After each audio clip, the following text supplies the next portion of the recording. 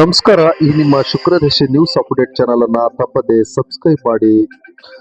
ಜಗಳೂರು ಪಟ್ಟಣದಲ್ಲಿ ತಾಲೂಕ್ ಪಂಚಾಯತಿ ಸಭಾಂಗಣದಲ್ಲಿ ಇತ್ತೀಚೆಗೆ ಶುಕ್ರದೇಶ ನ್ಯೂಸ್ ಮೀಡಿಯಾ ಹಾಗೂ ಬಯಲುಸೀರಿ ಸಾಹಿತ್ಯ ವೇದಿಕೆ ಮತ್ತು ಕಾವೇರಿ ಸಂಸ್ಥೆ ಸಹಯೋಗದಲ್ಲಿ 70ನೇ ಕನ್ನಡ ರಾಜ್ಯೋತ್ಸವದ ಅಂಗವಾಗಿ ಕನ್ನಡ ನಾಡು ನುಡಿ ವಿಚಾರ ಸಂಕಿರಣ, ಸಾಂಸ್ಕೃತಿಕ ಕಾರ್ಯಕ್ರಮ, ಕವಿಗೋಷ್ಠಿ ಮತ್ತು ವಿವಿಧ ಸಾಧಕರ ಸನ್ಮಾನ ಕಾರ್ಯಕ್ರಮಗಳು ಅದ್ದೂರಿಯಾಗಿ ಜರುಗಿದವು. ಕಾರ್ಯಕ್ರಮವನ್ನು ವಾಣಿಜ್ಯ ತೆರಿಗೆ ಸಹಾಯಕ ಆಯುಕ್ತರಾದ ಜೆ.ಪಿ. ಓಬಣ್ಣರವರು ಉದ್ಘಾಟಿಸಿ ಮಾತನಾಡಿದರು. ಕನ್ನಡ ಮಡಿಲಲ್ಲಿ ಜನಿಸಿದ ನಾವು ಸಮಾಜಕ್ಕೆ ಏನಾದರೂ ಕೊಡುಗೆ ನೀಡಬೇಕು. ಉತ್ತಮ ವಿದ್ಯಾಭ್ಯಾಸದಿಂದ ಮಾತ್ರ ಉನ್ನತ ಅಧಿಕಾರಿ ಹುದ್ದೆ ಹಿಡಿಯಲು ಸಾಧ್ಯ. ಶುಕ್ರದೇಶ ನ್ಯೂಸ್ ಮೀಡಿಯಾ ಏರ್ಪಡಿಸಿದ್ದ ಕಾರ್ಯಕ್ರಮದಲ್ಲಿ ಸಲಹೆ ನೀಡಿ ಉದ್ದೇಶಿಸಿ ಮಾತನಾಡಿದರು. ಇದೇ ಸಂದರ್ಭದಲ್ಲಿ ಮಾಜಿ ಶಾಸಕ ಎಸ್. ವಿ. ರಾಮಚಂದ್ರಪ್ಪ ಮಾತನಾಡಿ, ತಾಯಿ ಭುವನೇಶ್ವರಿ ಭಾವಚಿತ್ರಕ್ಕೆ ಪುಷ್ಪಾರ್ಚನೆ ಸಲ್ಲಿಸಿ ಉದ್ದೇಶಿಸಿ ಮಾತನಾಡಿದರು. ಬಯಲುಸೀರಿ ಸಾಹಿತ್ಯ ವೇದಿಕೆ ಮತ್ತು ಶುಕ್ರದೇಶ ನ್ಯೂಸ್ ಮೀಡಿಯಾ ಉದಯೋನ್ಮುಖ ಕವಿಗಳಿಗೆ ಮತ್ತು ಗಾಯಕರಿಗೆ ಹೆಚ್ಚು ಪ್ರೋತ್ಸಾಹ ನೀಡುವುದು ಒಂದು ಶ್ಲಾಘನೀಯವಾಗಿದೆ ಎಂದರು. ಪಟ್ಟಣ ಪಂಚಾಯಿತಿ ಮಾಜಿ ಅಧ್ಯಕ್ಷರಾದ ನಾಗೇಂದ್ರ ರೆಡ್ಡಿ ಅವರು ಈ ನೆಲದ ಅಸ್ಮಿತೆ ಉಳಿಸುವ ಬೆಳೆಸುವ ಕಾರ್ಯಕ್ರಮಗಳು ನಿತ್ಯೋತ್ಸವವಾಗಬೇಕು ಎಂದರು. ಕಾರ್ಯಕ್ರಮದಲ್ಲಿ ಇತಿಹಾಸ ಸಂಶೋಧಕ ಬುರುಡೆಕಟ್ಟೆ ಮಂಜಪ್ಪ ಮಾತನಾಡಿ, ಇತಿಹಾಸ ಪ್ರಸಿದ್ಧವಾದ ಜಗಳೂರಿನಲ್ಲಿ ಸಾಕಷ್ಟು ಸಂಶೋಧನೆಗಳು ನಡೆಯುವ ಅತ್ಯವಶ್ಯಕವಾಗಿವೆ ಎಂದು ಅಭಿಪ್ರಾಯ ವ್ಯಕ್ತಪಡಿಸಿದರು. ಇದೇ ಸಂದರ್ಭದಲ್ಲಿ ಬೆಂಗಳೂರಿನ ವಾಣಿಜ್ಯೋದ್ಯಮಿಗಳು ನಾಗವೇಣಿ, ಜೆ.ಪಿ. ಓಬಣ್ಣ, ಬಯಲುಸೀರಿ ಸಾಹಿತ್ಯ ವೇದಿಕೆ ಗೌರವಾಧ್ಯಕ್ಷ ನಿಬ್ಬೂರು ರಾಜಣ್ಣ, ಶುಕ್ರದೇಶ ನ್ಯೂಸ್ ಮೀಡಿಯಾ ಸಂಪಾದಕ ಎಂ. ರಾಜಪ್ಪ ಯಾಸನಹಳ್ಳಿ, BTV ನ್ಯೂಸ್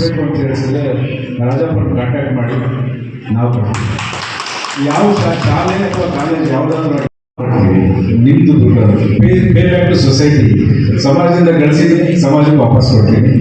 ನಮ್ಮ ಮನೆಯವರು ಸುಮಾರು 300 ಜನ ಕೆಲಸ ಕೊಟ್ಟಿದ್ದಾರೆ. ರೋಡ್ ಸ್ಟೇಟ್ 300 ಜನ ಕೆಲಸ ಕೊಟ್ಟಿದ್ದಾರೆ. ನಾನು ಹೆಮ್ಮೆಯಿಂದ ಹೇಳ್ತೀನಿ, ನಿಮಗೆ ಯಾವುದೇ ಸಹಕಾರ ಬೇಕಿದೆ ವಿದ್ಯಾಭ್ಯಾಸಕ್ಕೆ ಮಾತಾಡೋಣ. ವಿದ್ಯಾಭ್ಯಾಸಕ್ಕೆ ಯಾರೇ ಈಗ ಗೊತ್ತಾಗಿದೆ. ನಾನು ಉದ್ಯಮಿ. ಸೊ ನಮ್ದು ಏನಂದ್ರೆ ನಾವು ಅರ್ನ್ ಮಾಡಿದ್ದೀವಿ, ಸೊಸೈಟಿ ಕೊಡಬೇಕು.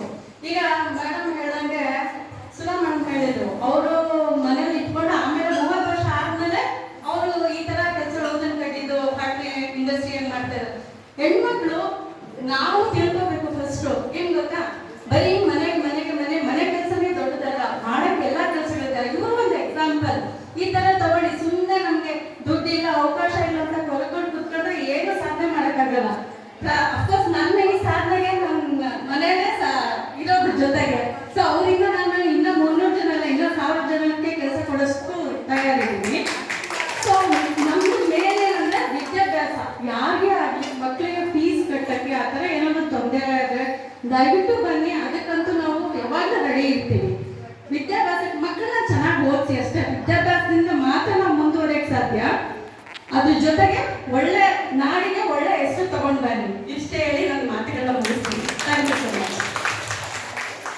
ಧನ್ಯವಾದಗಳು ಮೇಡಮ್. ನಿಮ್ಮ ಉದಾರ ಮತ್ತು ಸಂಪತ್ಭರಿತ ಶ್ರೀಮಂತಿಕೆ ನಾಡಿನಲ್ಲಿ ಶ್ರೀಮಂತ ಸದೃಢ ದೇಹದಲ್ಲಿ ಸದೃಢ ಮನಸ್ಸಿರುತ್ತೆ, ಒಳ್ಳೆ ಉತ್ತಮವಾದ ಮನಸ್ಸಿರುತ್ತೆ ಅನ್ನೋದಕ್ಕೆ ನಿಜವೂ ಕೂಡ ಸಾಕ್ಷಿಯಾಗಿದ್ದಾರೆ ನಮ್ಮ ವಾಣಿಜ್ಯೋದ್ಯಮಿಗಳು ಮತ್ತು ನಾಗವಣಕ್ಕರು ಮತ್ತು ಓಬಣ್ಣ ಇನ್ಕಮ್ ಟ್ಯಾಕ್ಸ್ ಅಧಿಕಾರಿಗಳಾಗಿ ಉನ್ನತ ಅಧಿಕಾರಿಗಳು ಕೂಡ ಚಪ್ಪಾಳೆ ಮೂಲಕ ಅವ್ರಿಗೆ ಒಂದು ಚಪ್ಪಾಳೆ ಮೂಲಕ.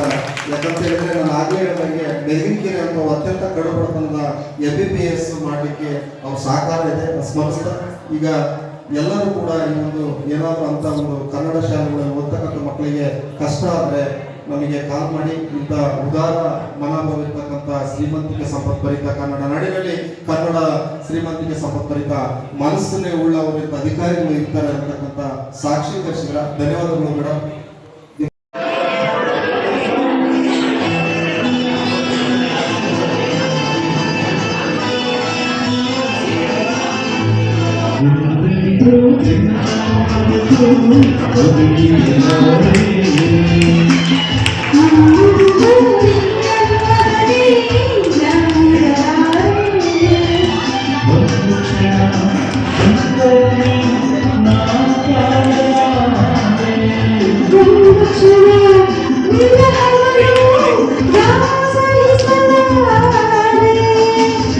ಎಂದೆಂದೂ Thank you.